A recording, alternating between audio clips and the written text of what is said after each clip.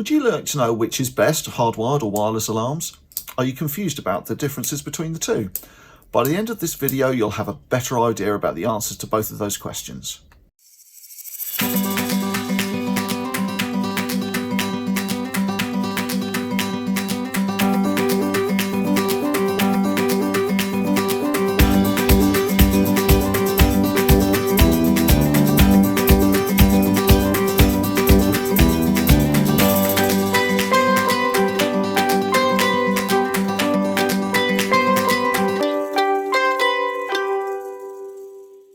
As you know, if you've seen any of my previous videos, we love answering questions here at Amberley Security. One of those about alarm systems is which is best, hardwired or wireless? Now, I guess it's probably sensible to first explore what I mean by hardwired and wireless. When alarm systems first came out, all the detectors were connected back to the control panel by cabling. So that's what hardwire means. All of the detectors are connected back via wired cables. Wireless obviously is the opposite. Everything's connected wirelessly by little radio signals.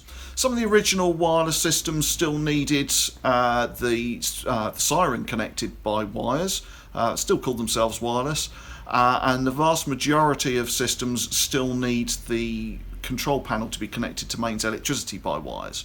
But that's basically what we mean by hardwired and wireless.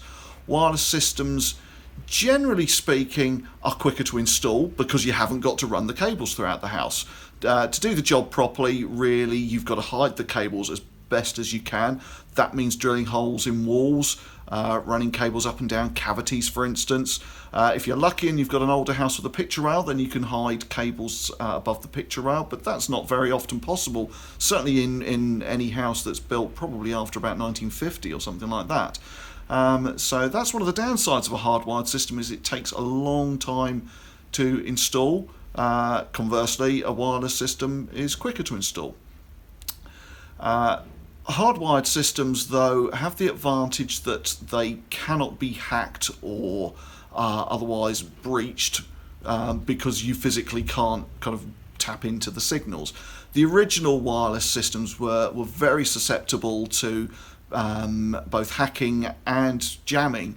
You'd sometimes find when a taxi would pull up outside, perhaps with a slightly dodgy transmitter, and it would transmit on all frequencies and just clog up the airwaves, and your wireless system would work. And burglars took advantage of that and just jammed the system so that when a detector noticed that it had been breached, it would try and signal back to the control panel, but the control panel wouldn't get that signal. Similarly, there is hacking of wireless systems, where people have a little thing called a software-defined radio. It snoops in on the radio signals between detectors and control panel, and often between the remote control fobs and the control panel. The burglar can then mimic the action of the key fob and disarm the system, allowing them to break in without having to worry about the alarm system. Modern systems, top-end systems, have got that sus. They use encrypted technology and they use channel hopping to overcome that. So it's not a problem if you go for a high-end system. Cheaper systems may be a little bit more susceptible to that. Wireless systems tend also to be cheaper to buy as well as to install, is another thing that you might want to take into consideration. Which is best? Well, that's not for me to decide. I don't like saying this is best, that is best. It's horses for courses. Whatever you decide is best for you. What we're trying to do is to give you the pros and cons of everything so that you can make your own mind up. But if you want my opinion, then please give me a... If you found this video helpful, it would be really helpful to us if you could like or follow or subscribe to us on your favourite social media platform. Thank you.